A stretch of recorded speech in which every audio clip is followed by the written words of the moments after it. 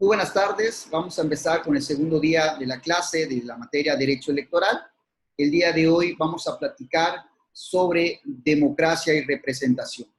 Ya hemos platicado el día de ayer respecto al concepto de derecho electoral, cuáles son las bases conceptuales, el marco teórico del derecho electoral, y hemos señalado que el derecho electoral comprende, entre otras cosas, el ejercicio de los derechos político-electorales, y uno de ellos es precisamente el derecho a elegir a sus gobernantes. Y evidentemente el hecho de elegir a nuestros gobernantes tiene que ver mucho con principios rectores y con elementos sustanciales del derecho electoral, como es democracia y representación. Bien, antes de hablar o entrar de lleno sobre lo que es la democracia, sí es muy importante referir que esta es parte de un régimen de gobierno. El régimen de gobierno debemos entenderlo como este modelo de organización del poder constitucional que cada estado va a adoptar precisamente en relación o en función que existe entre sus distintos poderes. De tal suerte que cada estado constitucional va a elegir o decidir qué régimen de gobierno quiere para sobrellevar o para gobernar el estado en el cual le corresponde. Bien, es reconocido que existen dos tipos de régimen de gobierno, un régimen monárquico o un régimen republicano, o la república como se le conoce. La monarquía, seguramente muchos de ustedes ya lo han escuchado, incluso lo han estudiado, es aquel régimen de gobierno en el cual todos los poderes se centran en un solo individuo, y esta persona tiene el control absoluto de lo que pase en el territorio con las personas o los ciudadanos que de ellas deriven. Esto es la aplicación de leyes, la creación de leyes e incluso la resolución de conflictos precisamente por la aplicación de leyes. Es decir, la soberanía reside únicamente en el rey. Por eso es que muchas veces al rey se le dice o se le conoce como el soberano. Ello porque precisamente toda esa capacidad de decisión, de crear, de resolver, está depositado en una sola persona, y que es el ente soberano. Pero que finalmente es el rey o es el monarca quien dirige las acciones de un pueblo o de un territorio. Digamos, en otro sentido, tenemos al régimen de gobierno republicano o al de la república. En ello se concentra que, a diferencia del actual régimen de gobierno, la soberanía ya no recae en una persona, sino en un grupo de personas, en un cuerpo colegiado, ¿verdad?, en el cual está integrado por personas con cierta calidad que han sido electos en su gran mayoría por las propias personas o los propios ciudadanos de un territorio. Es decir, la soberanía viene delegada por parte de un grupo de personas o de la colectividad. Y a esto se le denomina república. Y es un contrapeso con el rey. No quiere decir que en las repúblicas no exista un rey. Sí lo hay, pero este rey tiene un control que es precisamente este órgano colegiado en el cual está depositado la soberanía. Muchas veces, si nos vamos a la historia en las repúblicas, ¿no?, este órgano que es representativo de la colectividad se le denomina parlamento o los parlamentaristas. El parlamento no es otra cosa que este grupo de personas que han sido delegados para representar a la colectividad. Y evidentemente el parlamento es un freno ante las decisiones del rey. Bien, en el caso de la república, ¿no?, es de este régimen de gobierno, pueden ser de dos tipos. Puede ser un régimen republicano de carácter parlamentario o un régimen republicano de carácter democrático. En el caso de los primeros, de lo parlamentario, este sistema se rige básicamente porque el órgano colegiado de la toma de decisiones importantes en un Estado constitucional recae en un parlamento. y este parlamento es electo por la propia ciudadanía o el grupo de personas que tienen estas potestades. Una vez electo al parlamento, insisto, que es el órgano en donde recaen las atribuciones de mayor envergadura en la toma de decisiones de un Estado constitucional, este parlamento también decide y elige quién será el jefe de gobierno del Estado constitucional. Y este jefe de gobierno normalmente se le conoce como el primer ministro. Esto es, el parlamento elige entre sus integrantes quién va a ser el primer ministro del Estado constitucional. Y el primer ministro viene siendo, o es más bien, el jefe de gobierno. Lo que implica que el jefe de gobierno va a poder llevar a cabo o ejecutar toda la administración pública del Estado constitucional. Sin embargo, las decisiones que tome el primer ministro siempre tendrán que rendirse cuentas al Parlamento, porque el Parlamento al final del día es el órgano de mayor jerarquía del Estado constitucional. En los regímenes parlamentarios también existen reyes o monarcas, pero estos reyes o monarcas son más bien su nombramiento o el título es más bien de cuestiones honoríficas o representativas. ¿Por qué?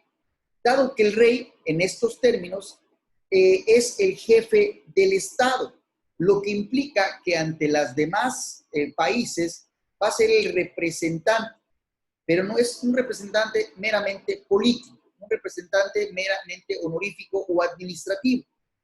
Y que en caso de existir alguna controversia entre el primer ministro y el parlamento, el rey puede de una u otra manera hacer un tipo de árbitro, una especie de árbitro para tratar de conciliar estos problemas. Pensemos, por ejemplo, en España. En España existe un régimen parlamentario, donde también hay un rey, pero este rey no es el jefe supremo del Estado constitucional español, sino más bien es el representante político ante los demás países y digamos que sus atribuciones están muy limitadas. El que realmente tiene el control político de la administración pública es el primer ministro o el jefe de gobierno, el cual es nombrado precisamente por el Parlamento. A diferencia de los sistemas parlamentarios, podemos encontrar los sistemas presidencialistas. Y el sistema presidencialista, su elemento principal es que tanto el Parlamento o el órgano legislativo, que es el creador de normas o creador de leyes, y el titular del Ejecutivo o jefe de gobierno, ambos órganos o ambas instituciones son electas por la ciudadanía, de tal suerte que la soberanía que recae en el pueblo es delegada a través de un procedimiento de votaciones o de elecciones tanto a los legisladores como al presidente de la República. Y este sistema es el que le conocemos un sistema democrático. ¿Por qué? Porque permite que en la decisión o elección de todos los representantes públicos, la ciudadanía o las personas tengan una incidencia directa. A diferencia del sistema parlamentario, donde el control absoluto se da entre el Parlamento y el jefe de gobierno, en los sistemas presidencialistas o sistemas democráticos, quien decide cuándo se pone y cuándo se quita a los gobernantes, en ambos casos, es el pueblo o la ciudadanía. Es decir, quien decide qué forma o tipo de gobierno va a adoptar, quiénes son los gobernantes o quiénes les quieren gobernar, es el pueblo, ¿no? Esta es una gran diferencia que se va a adaptar. Y precisamente sobre el tema de la democracia es el tema del día de hoy. Bien, pues ¿qué entendemos o qué debemos entender por democracia? Etimológicamente ya sabemos, ¿verdad? Muchos hemos estudiado esta palabra, que la palabra en sí proviene del griego demos, que es pueblo, ¿verdad? Y kratos, poder. Definido en términos muy generales, es el poder del pueblo, la democracia. Por eso, precisamente, cuando hablamos del sistema presidencialista o del sistema democrático, la ciudadanía o las personas tienen ese poder para decidir sobre el tipo de gobierno que quieren tener y quiénes quieren que les gobierne. Este concepto democrático o de democracia evidentemente ha sido acuñado o estudiado y analizado por diversos juristas, politólogos y especialistas en la materia. No nos vamos a detener a estudiar a todos los que han señalado algún concepto de democracia, pero haremos señalamiento a dos grandes, importantes juristas, personajes, no de su país, sino del mundo entero, que han acuñado conceptos básicos de lo que conocemos o debemos entender por democracia. En primer lugar, tenemos a Abraham Lincoln, ¿verdad? Este estadounidense, que ha señalado que por democracia debemos entender gobierno del pueblo, por el pueblo y para el pueblo. Si se fijan, son tres frases que en todas se maneja la palabra pueblo. ¿Qué es lo que implica? Que en cualquier parte, en cualquier coyuntura, en cualquier elemento, o como se quiera ver, estudiar y analizar a la democracia, sí y siempre sí, se tendrá que tocar al pueblo. Y el pueblo es importante, ¿verdad?, para su gobierno, para imponer al gobierno y a quién se gobierna. Es decir, para Abraham Lincoln, el pueblo es fundamental e importante en cualquier aspecto que se quiera ver a la democracia como gobierno o para el gobierno o en función del gobierno. Por otro lado, nos encontramos con Norberto Bobbio, también politólogo muy importante a nivel nacional, ¿verdad? Nos dice que la democracia debe entenderse como esta doctrina favorable, ¿verdad?, para la intervención del pueblo en el gobierno. Es decir, es una doctrina política que encarna que en las decisiones del gobierno siempre es importante la intervención del pueblo. Es decir, no se concibe al gobierno o a la actividad del pueblo, a la actividad del gobierno sin la presencia del pueblo. Por ello, dice y ratifica que es el predominio del pueblo en el gobierno político de un Estado. Es decir, si bien podemos señalar que el gobierno es la autoridad máxima dentro de un pueblo, de un Estado constitucional, esto no pudiera ser si no existe una delegación o si no existiera una intervención por parte del elemento fundamental de un Estado, que es el pueblo. Podemos, insisto, señalar otros autores, pero no es el caso. Es importante que señalar que la democracia finalmente impela el hecho de que debe haber una presentación de la intervención del pueblo o en este caso de los ciudadanos. En lo personal, hay un autor que me gusta en cuanto al significado que le da al término democracia, que es precisamente José Wandelberg. Wandelberg, quien fuera presidente del entonces Instituto Federal Electoral, el IFE, como se le conoció por muchos años, acuña un concepto fundamental y que trasciende la parte de lo que es pueblo y gobierno y trata de explicarlo de una mejor manera para que todos podamos entenderlo. Y nos dice que la democracia es una forma de gobierno, como ya lo hemos explicado al principio, es un régimen que viene de gobierno, por supuesto, es un modo también de organizar el poder político, es decir, la monarquía es una forma de organizar el poder político, la república es una forma de organizar el poder político y evidentemente la democracia también lo es.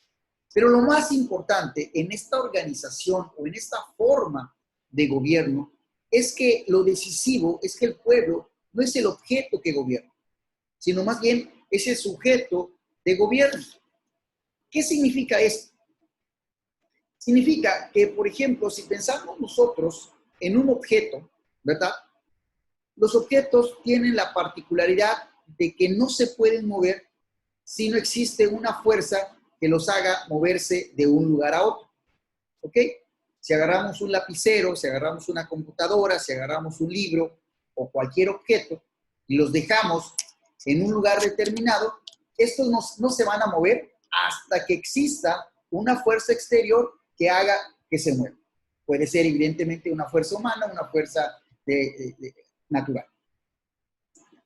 Y eso es precisamente lo que no quiere Wandelberg de la democracia. Es decir, las personas, el pueblo, los ciudadanos, no podemos ser objetos. Es decir, no podemos estar sentados, parados, esperando a ver quién nos va a mover. No podemos estar sentados esperando que otros decidan por nosotros, que otros digan qué es lo que tenemos que hacer para actuar. Eso sería prácticamente ser unos objetos del gobierno. Lo que implica la democracia realmente para José Wandelberg es que nosotros debemos ser esos sujetos que evidentemente movamos al que gobierna, movamos al gobierno, movamos la forma en que gobierna. Wandelberg dice, los ciudadanos, las personas, debemos ser esos sujetos que gobernamos. No debemos ser estos sujetos pasivos, estamos ahí sentados, estamos ahí parados, esperando a ver quién nos dice cómo nos movemos, o a ver quién nos dice cómo vamos a actuar, o a ver quién nos dice qué ley o qué tipo de ley vamos a querer. Debemos ser nosotros los sujetos, aquellos que decidamos, aquellos que interactuamos, aquellos que levantemos la voz, aquellos que levantemos la mano, aquellos que vayamos en acción a querer precisamente qué gobierno queremos tener, qué tipo de gobierno queremos tener y quiénes queremos que nos gobiernen. Para eso es la democracia y por eso José Wandelberg dice, nosotros debemos ser el sujeto que gobierna. No, si queremos ser estos agentes pasivos, nunca vamos a hacer absolutamente nada y evidentemente esto no es lo esencial de una democracia. Pues bien, y esto que acuñó José Wandelberg tiene o guarda estrecha relación con lo que establece nuestra propia Constitución respecto a la democracia. En el caso de nuestro país, ¿verdad? El artículo 3º de nuestra Constitución Política de los Estados Unidos Mexicanos refiere un concepto de la democracia. Quizás para muchos suene muy raro, ¿verdad? Que la democracia se encuentre inmerso en un artículo que todo el mundo sabe que habla de la educación. Sin embargo, el legislador, al momento de estar redactando este derecho que tenemos los ciudadanos o las personas de acceder a una educación, refieren que la misma tiene que ser o impartirse de manera democrática. ¿Qué significa que la democracia sea democrática? Perdón, la educación sea democrática. Este artículo nos dice que la educación debe ser democrática considerando a la democracia no solamente como una estructura jurídica y un régimen político. Esto ya a todos nos quedó claro, ya algunos autores que tienen aceptación universal, incluso mexicanos, han señalado de que evidentemente la democracia es un régimen político, un régimen de gobierno, una forma de organizar el poder político. Eso nos queda claro. Pero nuestra Constitución nos dice que la democracia debe ser un sistema de vida. Y aquí empezamos con lo importante de la democracia. Un sistema de vida. ¿Y esto qué implica? Que la democracia no empieza el día de las elecciones. Que la democracia no empieza cuando vamos a elegir a nuestros gobernantes. Que la democracia no es exigirle a nuestros gobernantes que cumplan sus promesas de campaña. Eso o por ahí no empieza la democracia. La democracia empieza por nuestra propia vida. Y ojo, no lo digo yo, lo dice nuestra Constitución Política Mexicana. Preguntémonos, jóvenes, ¿somos democráticos en nuestras vidas? En las decisiones que tomamos en nuestra vida diaria, ¿somos democráticos? Es decir, en nuestra casa para tomar una decisión de cuál es la comida que queremos, de qué actividad queremos desarrollar, cómo nos queremos organizar, ¿realmente lo hacemos de manera democrática? Es decir, escuchamos a todos, tomamos la decisión entre todos y gana quien más votos tenga? ¿O siempre hay una imposición por parte de alguien para llevar a cabo una actividad? En nuestra vida, en nuestros compañeros de clase, en nuestra vida, en nuestros compañeros de trabajo, con nuestra propia familia, ¿verdad? Con nuestras esposas, novios, novias, en nuestra vida diaria. ¿Estamos llevando a cabo nuestra vida democrática? Es decir, llevamos este sistema de vida que donde todas las decisiones es primero escuchar todas las versiones, en donde escuchamos todas las voces y que a partir de todas estas voces tomamos la mejor decisión. ¿Realmente estamos fundando nuestra democracia en nuestra propia vida? Cada quien se puede hacer esa pregunta, jóvenes, y cada quien evidentemente se la va a preguntar. Y entonces dice, el buen juez, por su casa empieza. Muchas veces para nosotros es muy fácil criticar al gobierno, criticar a las autoridades, criticar a quien nos gobierna. Pero la democracia, como lo he dicho, empieza por nuestra propia vida. Y fundar la democracia en nuestro sistema de vida va a ser que, al menos así lo dice la Constitución, en un constante mejoramiento económico, social y cultural del pueblo. Hoy día estamos viviendo momentos difíciles, ¿verdad? Momentos complicados por una circunstancia de salud que nos está aquejando no solamente a quienes vivimos en el estado de Quintana Roo, sino en todo el mundo. Realmente las decisiones que estamos tomando en nuestras casas, en nuestras colonias, en nuestra comunidad, en nuestra ciudad, ¿están siendo de manera democrática? Creo que por ahí debemos empezar. Y bueno, esto es parte fundamental, esencial en todo lo que tiene que ver el derecho electoral, la democracia. Bien, la democracia está clasificada o puede clasificarse de tres maneras. Hay democracias directas, democracias indirectas o democracias semidirectas. Y ahorita las vamos a ir estudiando una por una. La democracia directa, también conocida como democracia pura. Esta democracia actualmente no podemos encontrar o no encontramos algún régimen de gobierno que se sustente en una democracia pura. ¿Por qué? Porque se basa precisamente en un principio de autogobierno en la cual todas las acciones gubernamentales políticas son ejercidas por todos los ciudadanos. Es decir, pensemos que en este momento la decisión que debamos tomar para hacer frente a esta pandemia que nos está quejando tenga que ser por la decisión de todos los mexicanos. Es decir, tenemos que reunirnos en un lugar determinado, escucharnos a los más de 120 millones de mexicanos y luego ponernos de acuerdo. Esto seguramente será imposible. Por eso que las democracias puras se dieron hace muchísimos siglos, sobre todo en la polis griega, ¿verdad? Donde en aquel entonces no todos digamos, los humanos tenían calidad de personas y no todas las personas tenían la calidad de ciudadanos. Por decirlo de algún modo, las mujeres en aquel entonces no tenían estas condiciones. Los esclavos tampoco eran parte de, los niños tampoco. Y todas aquellas que tenían una condición social socioeconómica baja, tampoco podían formar parte de la polis. De tal suerte que eran muy pocos aquellas personas que tenían o eran consideradas como parte de una ciudad o como ciudadanos. Y evidentemente, al ser muy pocos, no había necesidad de elegir a gobernantes o elegir a representantes. Entre ellos tomaban la decisión, entre ellos se repartían las decisiones, entre ellos se repartía la administración pública y evidentemente entre ellos ejercían actos de autoridad. Por eso se decía que era una democracia directa, porque no había forma o no había intermediarios entre ellos. De tal suerte que estas democracias o este tipo de democracia se dio hace muchísimos siglos. Existe, por otro lado, las llamadas democracias indirectas, que también se le conocen como democracias representativas. Y, como su nombre lo indica,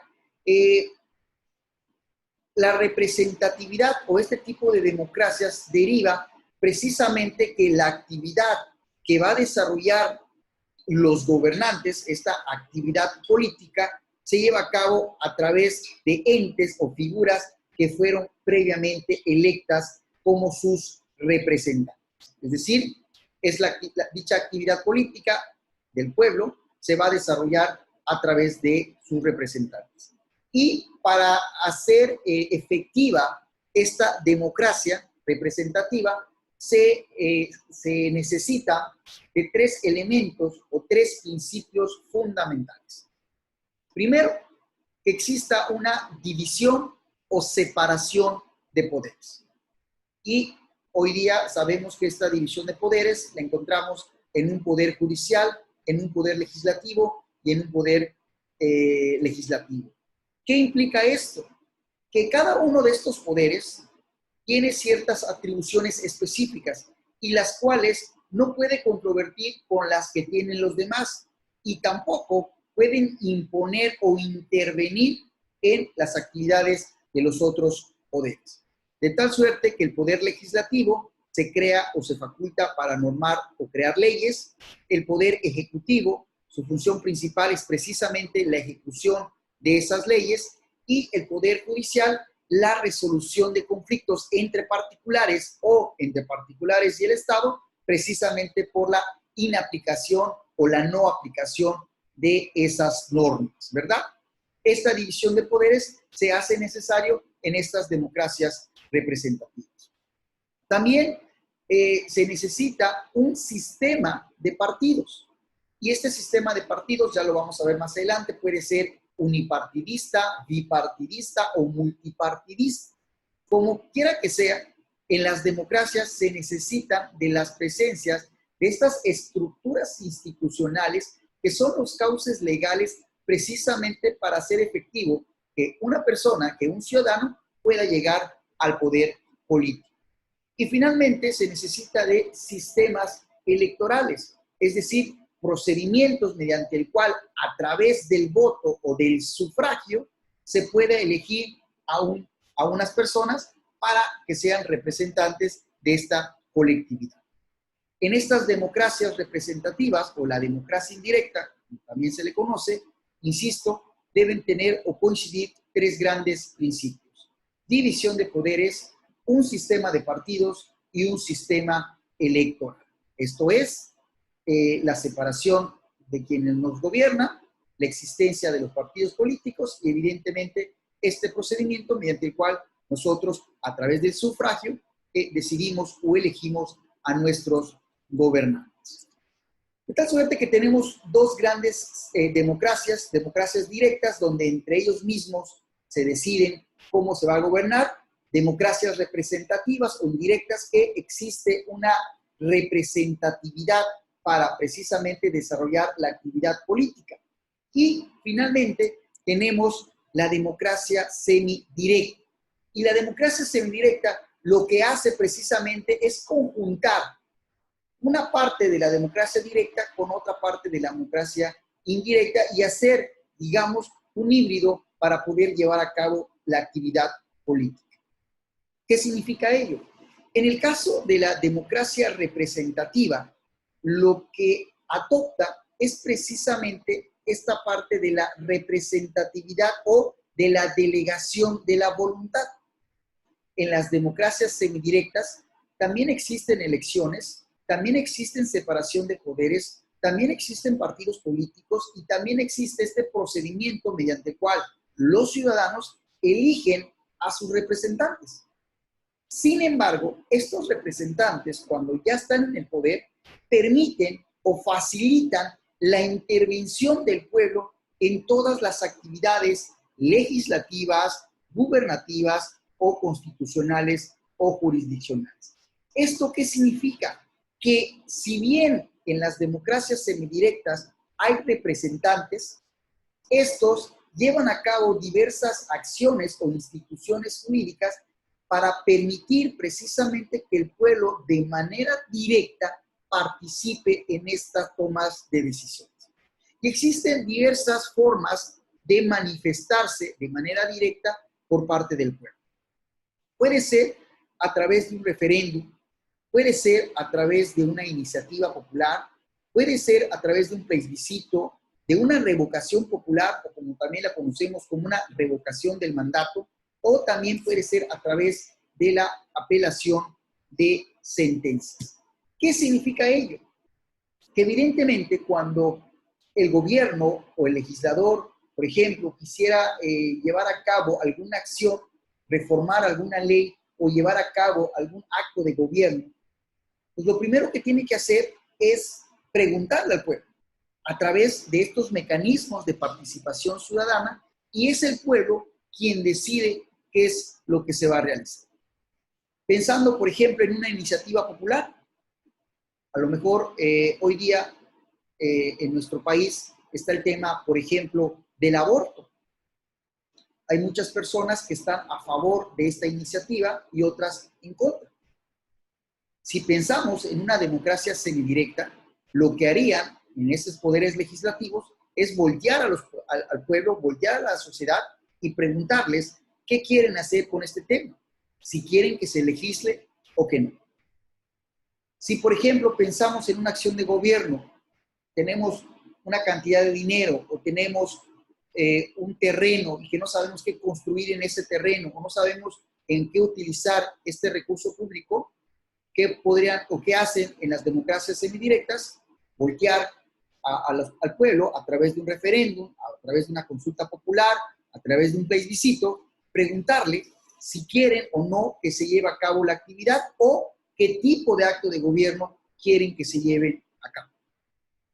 Incluso en las democracias semidirectas, así como las personas, como los ciudadanos tienen el poder de elegir y decidir quién es el que gobierna, también tienen la potestad, la facultad de revocarles el mandato.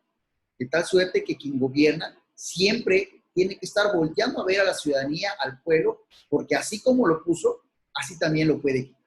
Y evidentemente en estas democracias semidirectas también pudieran en un momento dado, ante una sentencia emitida por alguna autoridad jurisdiccional o por una autoridad administrativa, en el caso de las resoluciones o procedimientos administrativos, también pudieran ejercer a una apelación de dicha sentencia. Entonces, lo que hacen las democracias semidirectas es adoptar un régimen representativo de la indirecta y un régimen y un aspecto de participación directa por parte de los ciudadanos de las democracias puras, ¿no? Ustedes se preguntarán, bueno, y en caso mexicano, ¿en qué régimen nos encontramos? Pues específicamente nos encontramos en una democracia representativa o democracia indirecta. ¿Qué significa ello? Que al momento de que nosotros elijamos a nuestros representantes, ellos no tienen la necesidad ni la obligación de voltearnos a ver para preguntarnos qué tipo de ley o qué tipo de gobierno, qué tipo de actos queremos llevar a cabo.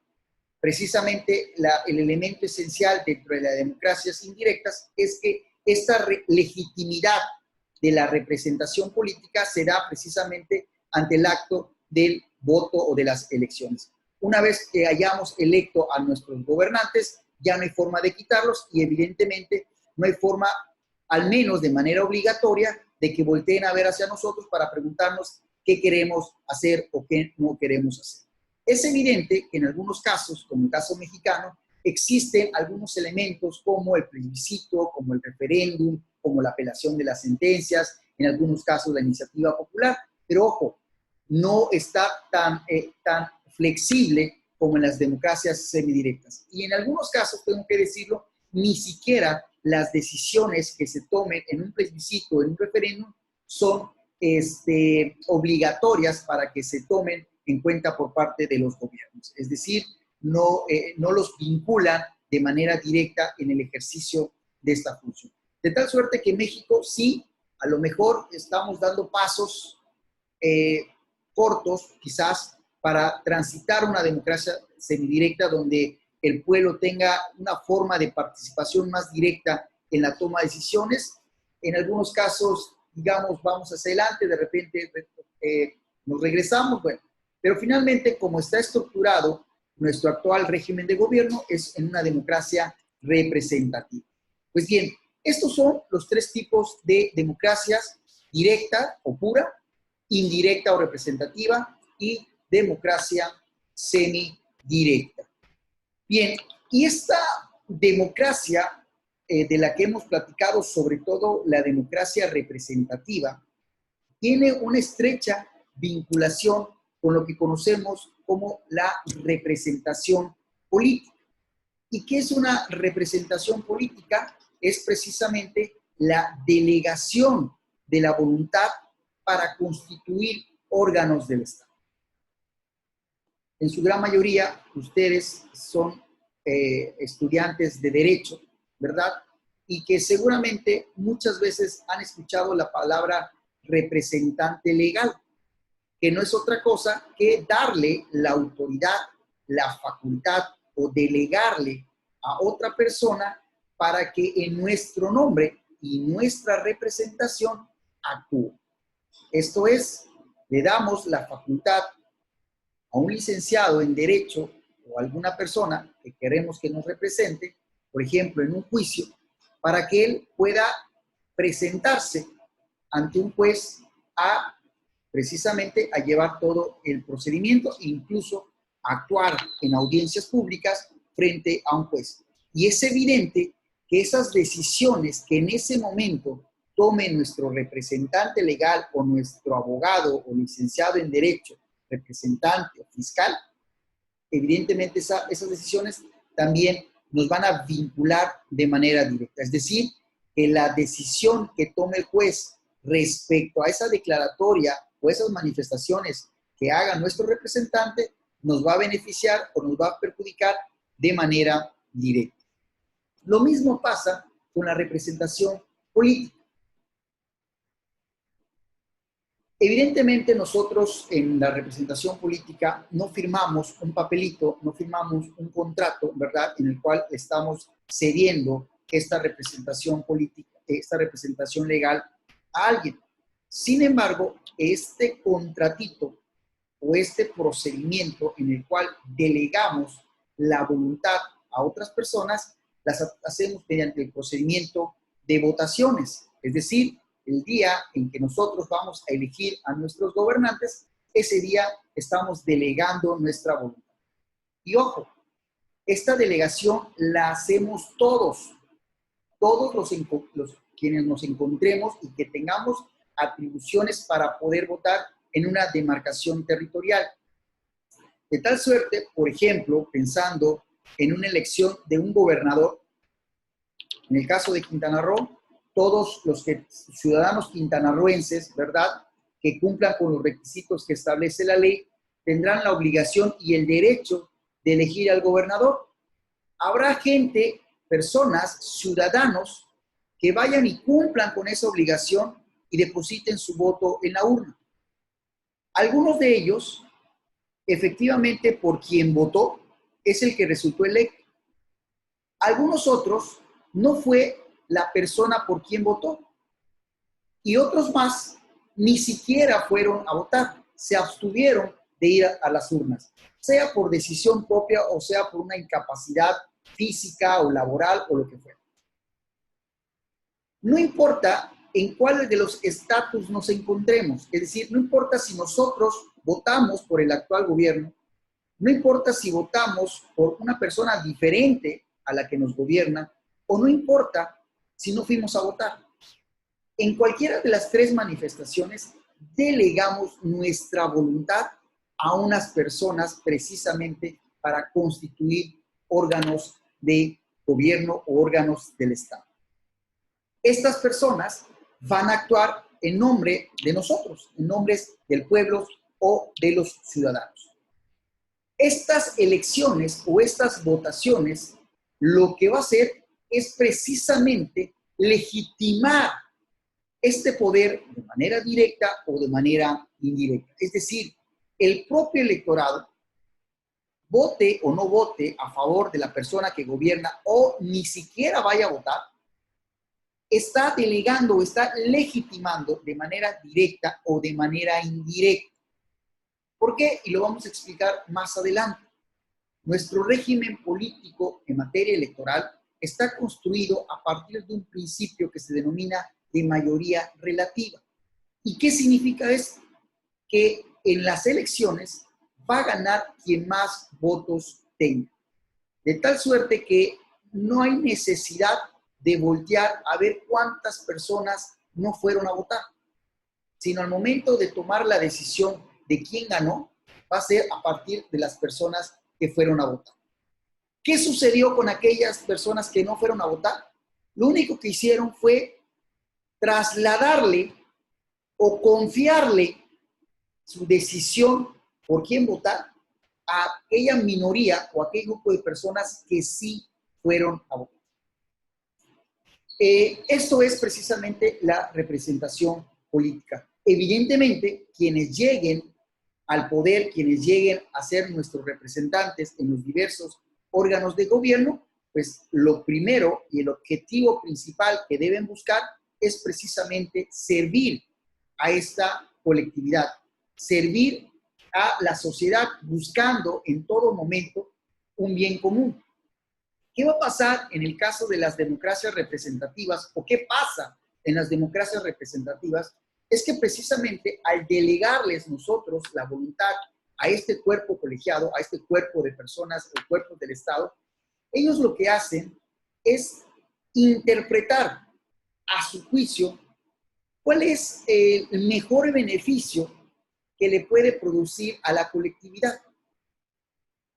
Ojo, no voltean a vernos a nosotros de manera directa, es decir, no hacen un ejercicio de referéndum, de plebiscitos, o van de casa en casa a preguntarnos qué es lo que quieren hacer, porque esto evidentemente se volvería complicado y muy difícil, incluso diría hasta imposible, de tantos millones de mexicanos que somos.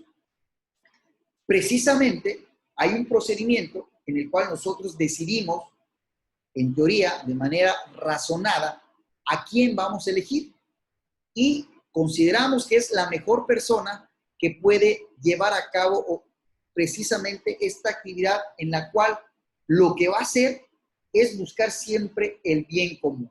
Y obviamente este bien común lo va a hacer tratando o interpretando lo que cree conveniente para la voluntad o la colectividad general. Esto es la representación política, la cual tiene su asidero constitucional en el artículo 40. En el artículo 40 de nuestra Constitución Federal se señala que es voluntad del pueblo constituirse en una república. Al principio de la clase platicábamos sobre este concepto y es precisamente que México es una república. Es decir, que existe, que la soberanía popular no está nada más en una persona como en los regímenes de gobierno, sino existe, digamos, una colectividad. Es representativa, porque ya lo hemos señalado, se eligen a nuestros gobernantes a través de procedimientos electorales, es democrática, ¿verdad? Es una república democrática, es decir, no tenemos un sistema parlamentarista, un sistema parlamentario como Inglaterra, por ejemplo, Francia o Alemania. Y tenemos, además, nos dice que tenemos constituirnos en una república federal. ¿Qué significa una república federal? Significa que si bien México es un solo país, una sola nación y en la cual tiene autoridades nacionales o federales, como le queramos llamar,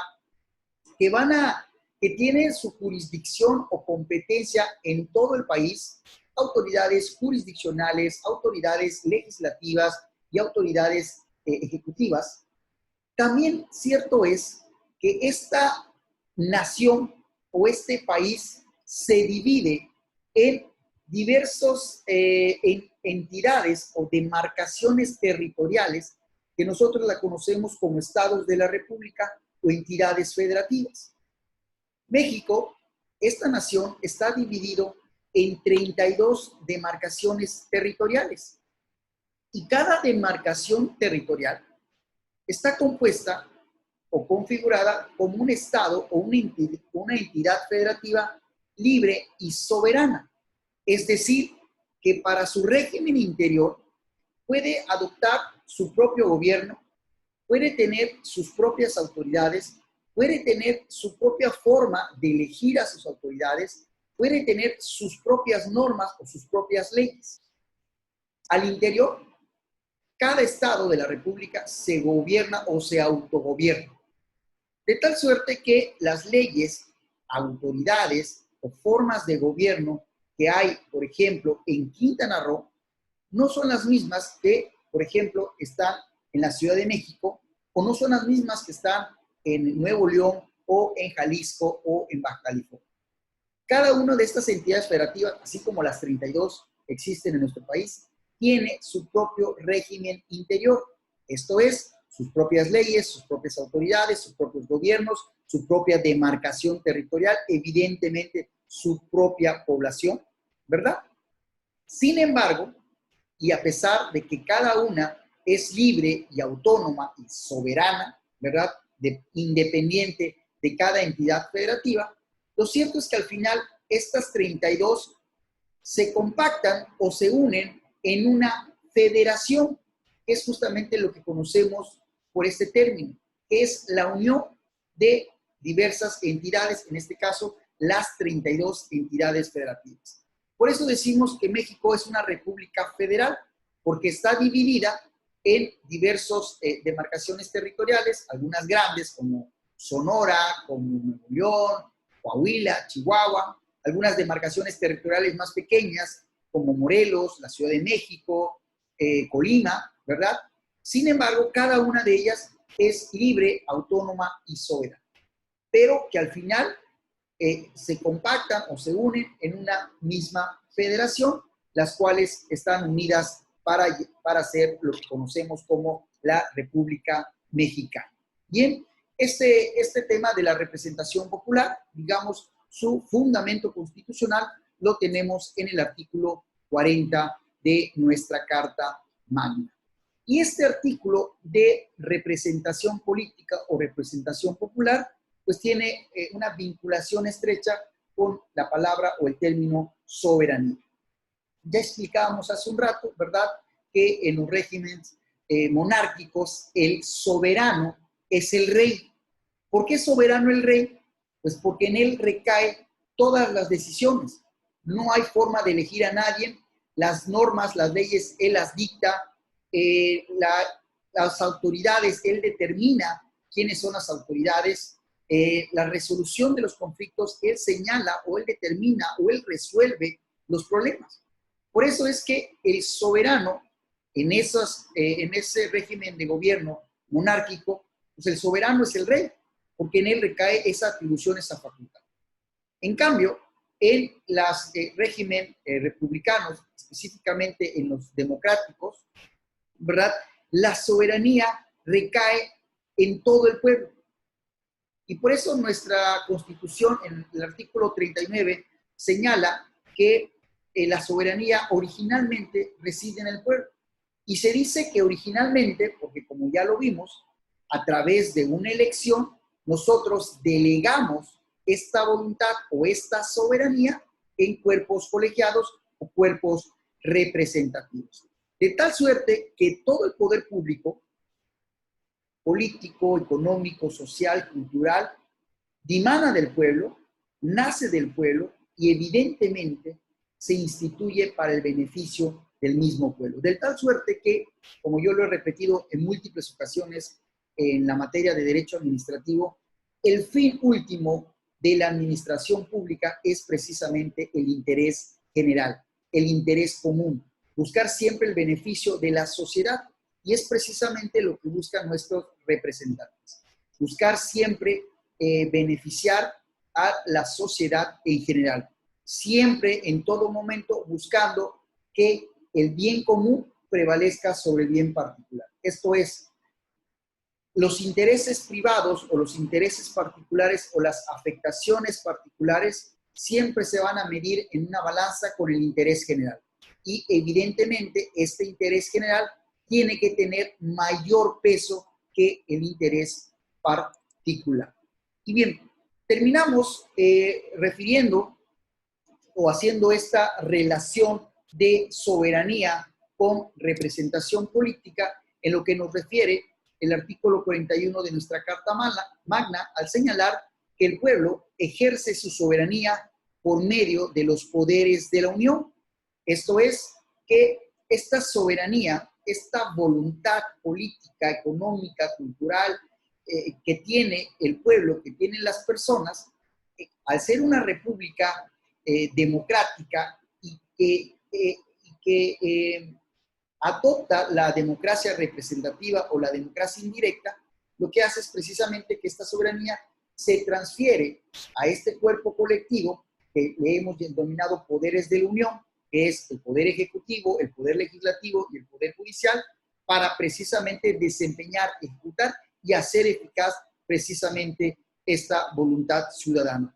Y obviamente, en el caso de los estados de la República, pues también aquí, como he señalado, en cada entidad federativa, en su régimen interior, también tendrá una forma de gobierno y también tendrán sus propias autoridades. De tal suerte que, en tanto de las elecciones, tenemos gobiernos federales, que evidentemente no solamente para los de Quintana Roo, sino para todo el país, y además tenemos gobiernos estatales, que evidentemente su autoridad, atribución, competencia o jurisdicción es única y exclusivamente en el estado de Quintana Roo. De tal suerte que nosotros, los ciudadanos quintanarroenses, por un lado, elegimos en elecciones federales a estos representantes y, por otro lado, en unas elecciones locales, elegimos a nuestros gobiernos estatales, que es el gobierno del estado, las diputaciones locales y los miembros de los ayuntamientos.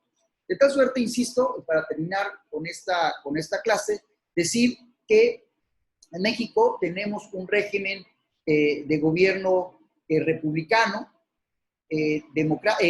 democrático, republicano,